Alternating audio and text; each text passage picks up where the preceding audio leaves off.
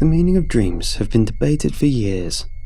For some, they are images stitched together by the mind. Throw on the fuel of stress and watch it light up in a mirage of strange sequences.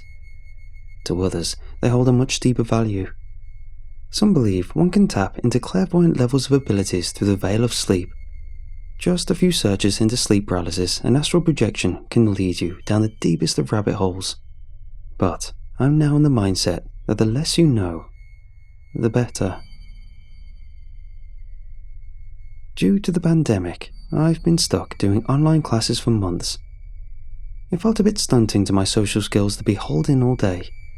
Sure, it's fun to stay in when you choose to, but not seeing people, even when forced to, started to set in that feeling of cabin fever. Luckily for me, I still had people online to talk to on a regular basis.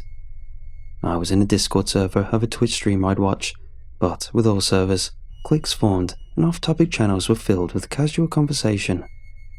This is where I met someone I meshed with almost instantly. His name was Mark. We were about the same age, and it turned out we had a lot in common. The only big difference between us was that Mark was based on the East Coast and I was on the West. We would chat away most nights, sometimes hop on call while watching said streamer, and it turned into a nice little comfort for both of us. The only downside was that Mark had to leave earlier than me to sleep due to the time difference. Because we were both nearing our last year of school, we egged each other on to sleep at a good hour. Sounds nerdy, I know, but it was a nice side of peer pressure you don't hear about much. We really did encourage each other for the better. Go ask that girl out, the worst you can say is no. Sure, let's watch that harem anime. I don't care if it looks a bit cringe. I don't know what Nightcore is, but I'll listen to it with you. The only way I can describe our dynamic was aggressively wholesome. When we weren't messing around, we actually studied together. Crazy, I know. If not, sometimes Mark found interesting topics to learn about. Obscure things like how certain products are made or videos about lore of old games. But this is where I started to notice something. He always had to be doing something. And even if it was veiled beneath a layer of productivity, it was unhealthy sometimes how much he didn't want to slow down. I found out why when we started to become more open about our lives. It took a few weeks, but what started as telling him about my parents turned into this call of revelations and life. I found out he was raised by a single mom, that he used to be quite athletic, but ever since injuring himself pretty badly, he'd been a shut-in and gained weight. And, the strangest of all, that he was plagued by nightmares. I figured they were just night terrors, the results of an overactive mind. After all, he was never not mentally stimulated. No matter what, he'd always be lethargic around 10 PM to midnight. If he wasn't asleep by then, he'd pass out on call. So, this was why he had such a routine sleep time. In his dreams, his night terrors were consistent. He'd be stalked by what he called the visitor. The visitor would wait until an opportune moment and attack. If Mark was caught, he'd be lethargic all day. However, if he evaded him, he'd wake up refreshed. Now, my first thoughts were logical. If he was caught, it was probably because of restless sleep, maybe some form of sleep apnea. This would explain why he'd be tired the following day. And if he succeeded in evading the visitor, it was just him getting a good night's sleep. It was easy to explain things away as an irregular sleep habit. However, when I brought up my own strange dream one day, he started to freak out on me. I told him about an odd dream where I reached into my mouth and pulled a tooth out. A common strange dream that a lot of people have had. I only told him to see if I could empathize with this issue of night terrors. Maybe if we could relate and he realizes that other people have strange dreams too, he would be more relaxed about having them. But the opposite happened. He immediately bombarded me with questions. How many did you take out? Did you keep them? Did you see anyone around when you did it? Did you give them to anyone? I could hear the panic in his voice, so I tried answering them the best I could. That I only took one. I was on my own. I just took it out, felt it missing, and woke up. It took a while, but the only way to fully calm him down was to promise him something, that I'd tell him if the tooth was missing the next time I dreamt. It was a few days later when I finally had another dream, but in it I distinctly remembered having all my teeth. He immediately felt better and let things be. Not long ago, school started to open up, and we spoke to each other less. We were both getting back to our own lives. Our fling of using each other for social energy was dwindling since seeing real people again. Or at least, this was the case for me. During a catch-up call, I found out that though my life was getting back on track, he was struggling. He told me that he kept getting caught by the visitor, that being lethargic in school was affecting his grades and his social status. He was getting singled out for looking haggard all the time. I felt awful, I really did, but all I could do was offer my condolences. Or so I thought, because he proposed something crazy. Mark came out with the strangest concept. He told me that if he made an offering to the visitor in his dream, he could pass him on to someone else. I almost laughed, but with how serious he sounded, realized quickly that it wasn't the time. I offhandedly said sure.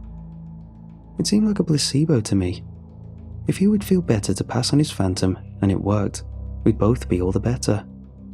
He seemed to almost try to talk me out of it, but quickly just left it at that. Very soon he went to bed, and that was that. I started feeling tired a few hours later and did the same. Everything was different.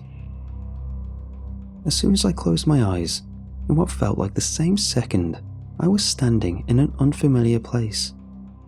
It felt so real, yet I could sense that it wasn't, like I knew it was a dream, but without control. I wandered around, touching the walls, feeling the textures, and smelling the acrid air. The whole area was grungy, the walls decayed beyond repair. The layout was linear, like the halls of a hospital or a school. The air was rich with a putrid smell of damp and rot. It was dark, too, but my eyes adjusted enough that I could navigate, though at a slow pace. The only noises made was my footsteps and bumps from the occasional times I knocked into one of the many broken and discarded furniture.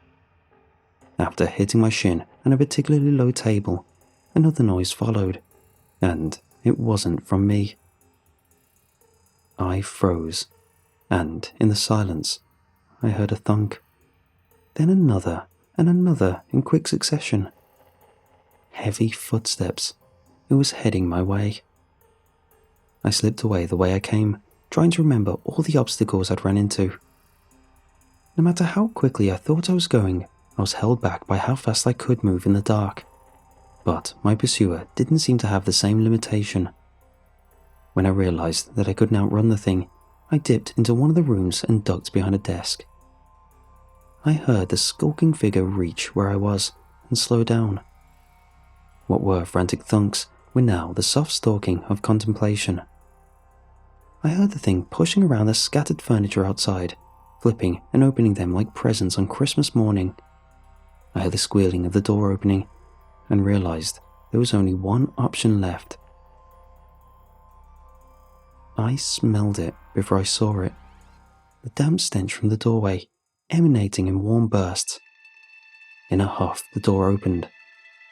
It stepped in, and it wasn't hard to find me. Before I could scramble away, I was pulled up by my neck and dragged away. The thing's arms was taut, yet I didn't pass out from the asphyxiation.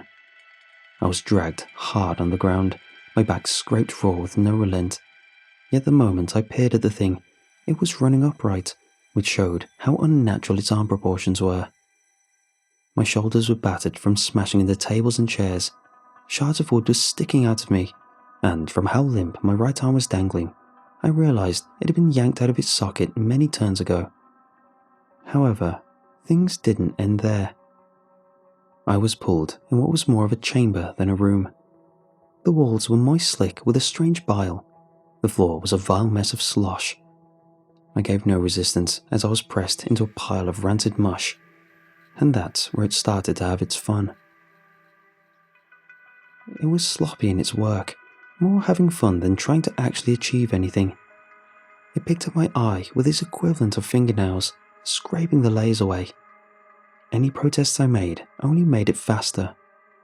Eventually, the glass-like texture of my eye popped and his finger sank in, enjoying the squelching sounds it made. I felt everything. Yet, no matter how much pain I endured, there was no inkling of passing out. I felt each toe it popped out of the joint, snapped off and eaten like popcorn. No fingernail was spared from being peeled away and played with. Its movements was almost infantile in curiosity, yet demonic in execution. Even when I was just a mess of gore after hours of this torment, barely resembling a human, I was still fully awake and aware. I babbled about mercy throughout the session, though it was hard with a ripped-out tongue. My remaining eye wept until a slow cast of light started to bleed in from the ceiling. I didn't notice it in the dark, but the middle of the ceiling was a large skylight window. As brightness bled in, the creature slowly sulked and wandered off down the hallways. Mixed in with the lumbering footsteps was a deafening klaxon. It blared like an air raid siren until I burst awake. My alarm was going off. It was time for school.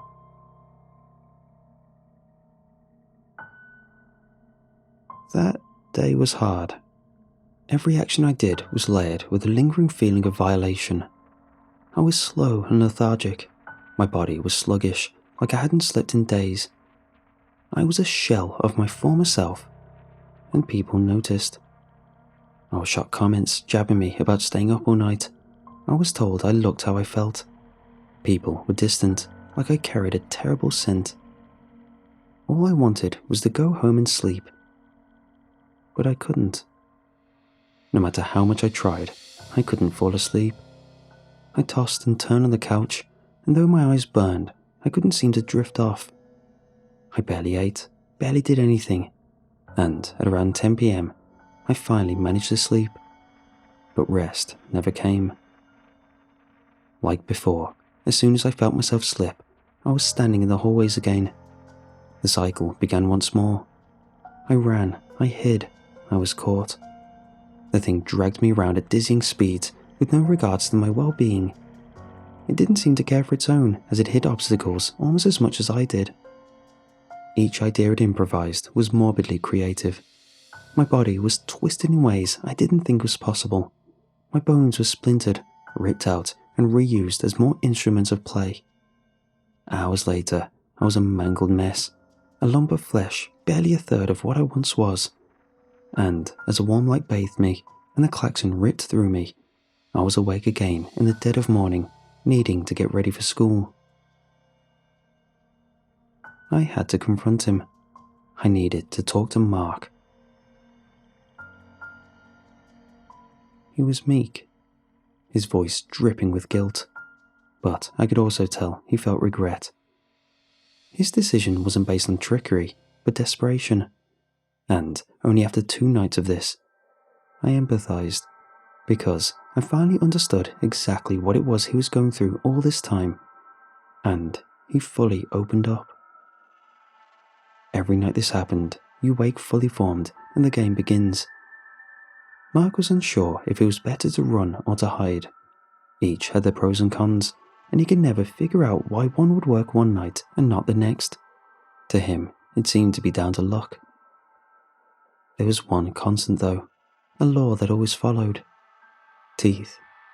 Teeth were currency. It wasn't until Mark pointed it out, but I realized no matter what was torn from me, my teeth always remained. Apparently, even if you were torn down to a strip of ribbons, pulverized into mush, your jaw would remain and you'd be back to how you were the next night. However, any teeth you trade never came back. Mark passed on what he learned through trial and error. At first, he found you could leave a tooth to the visitor, and it had stopped the curse that night. Something he'd done a few times. However, once he realized this was finite, he stopped.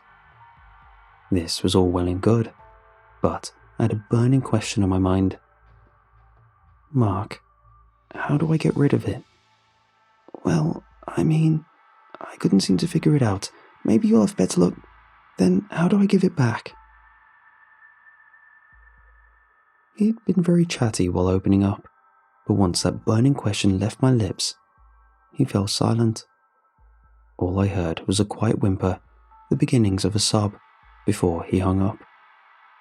All attempts to get through was blocked from how fast he went offline. I was furious. I thought he had things figured out, but all he did was pawn it off onto me. I mean, sure, he asked and I said yes, but I had no idea what I was truly signing myself up for. I wanted to smash something. I was livid, but my energy was gone.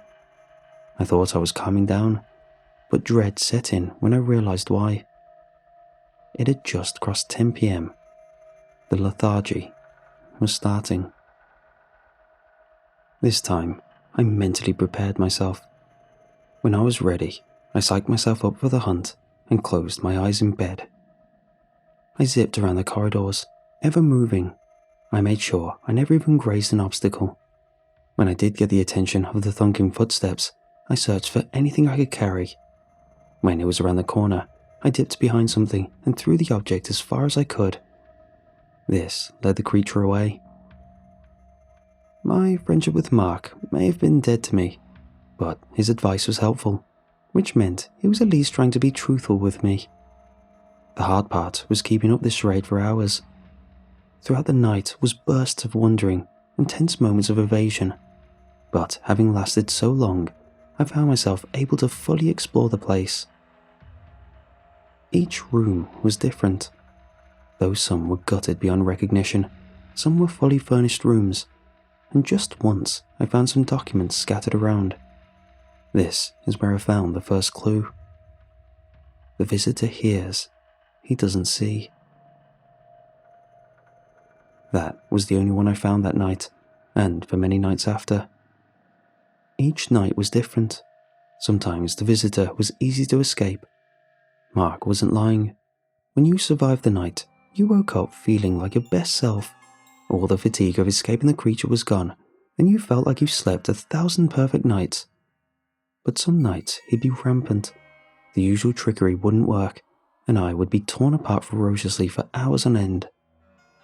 Meanwhile, Mark was impossible to get a hold of. He didn't seem to have the heart to block me, but he was blanking any attempts at contact. There wasn't a set pattern when I'd find a new note, and they were never consistent on their presentation. Sometimes they'd be in a blood-soaked slip of paper, scratched on the walls. What I pieced together was interesting. In this nightmare world, teeth were everything. They were a form of currency that was immensely valuable and finite. You could spend a tooth here and there to stop being chased. However, there were ways to do big spends. For 10 teeth, you could pass on the visitor to someone willing. Or for all of your teeth, you can send it to someone unwilling. It seems simple, but get things wrong and you could be stuck with a visitor for life, however long that'd last. I knew Mark would never willingly take it back, and he took advantage of me to begin with. He played dirty, and so I had to as well. I called around every 7-Eleven in his town. It took a while, but eventually I was put through to who I was looking for. Hello, is this Linda? Yes, can I ask who's calling? She was obviously a bit nervous that a stranger was calling. Oh, don't worry, I'm a friend of Mark's. This is his mom, right? Oh, yeah. Is everything alright? I had the right person, and at this, she sounded more open to talk. Well, I remember he wasn't doing too well a few weeks ago, but he's doing better now. I'm worried things might go back to how they were, and I was wondering if you could help me help him. Oh, well, I didn't do anything before. It was just a sleep issue. I don't think there'd be any way I could help. I was losing her. Well, if there was, would you do it? I know a way, if you're willing to take the burden. She paused for a moment, the drone of the phone making me nervous. I mean, sure. If there's a way I can help Mark, I always would. I'd do anything for my boy. Did he ever tell you about the visitor? I was banking that he did tell her, or at least try to. I had to make sure she knew what it was, even if she didn't believe it. The recurring nightmares he had. Sure, he told me about it. What does that have to do with anything? Here came the line I'd rehearsed many times in my head, planned out to a specific phrasing. Would you be willing to take it? If you could, that is, to help Mark?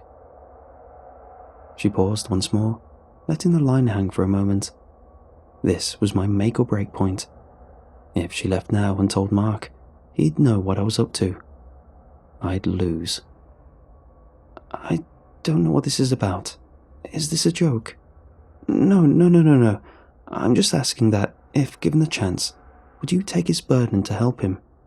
He's brightened up so much lately that it'd be a shame to lose that. I felt dirty saying this. I knew full well what I was doing, but for everything to work out, it had to be done. Sure, I mean, great. Thank you so much for talking with me. Wait, what happened with... and who are... I hung up before she could finish. I knew she wanted to talk more, but I got what I wanted. All I had to do then was wait. I only had one shot for everything to work. That night, I counted how many teeth I had. 30 exact. After triple checking, fatigue once again set in, and I passed out on my bed. My eyes opened in the bleak hallway. Instead of hiding, I waited. It didn't take long for the footsteps to find me. As it got closer, it picked up its pace. It thunked and thunked at my scent. I even tapped on a table next to me to make sure it didn't get lost. Just as it was about to turn the last corner, I reached into my mouth and slid out a molar. It came out surprisingly easy. It seemed that though my body worked how it did in the real world, here it almost wanted me to pull them out. That was an ominous thing to dwell on for too long. I threw it on the floor, and the visitor stopped right in front of it. It slowly lifted the bone to its face, sniffing and feeling it with its strange digits. Satisfied, it gulped it down excitedly. Even though it was only a morsel in size, it relished it like it was a full-course meal. I took a deep breath and continued with my plan. I slid out 10 more teeth. Though they came out easy, the pain was still there. After coughing the leaking fluids, I tossed them like a poker player flinging chips while trying to bluff. It seemed to count them, and when sure of the number, a hoarse whisper said one thing. Name. Linda Cook, was all I said. After that, the visitor just limped away, and I was left alone for the night. When I woke up refreshed. When I slept that night, I was out like a light. I closed my eyes and woke up the morning after like normal. I felt great that I no longer went to the visitor's domain, but a twinge of guilt washed over me at the thought of what Linda must have went through. It seemed everything I thought was right. My phone buzzed non-stop the whole day from Mark and a bunch of other numbers, which I could only presume was Mark borrowing others' phones in case I blocked him. My computer was filled with messages detailing everything he was going to do to me and what he was doing to make it happen. What he threatened was much worse than what the visitor ever did to me, and I could tell he was serious. Since then, he got Linda to pass it back to him. This meant a few things. For a start, Linda is at least down 11 teeth. Mark is also down 11, plus whatever he spent to have some nights free from the hunt. I feel like he has enough teeth to pass it on once more to someone willing, but if he gets it back, he'd be cursed for life.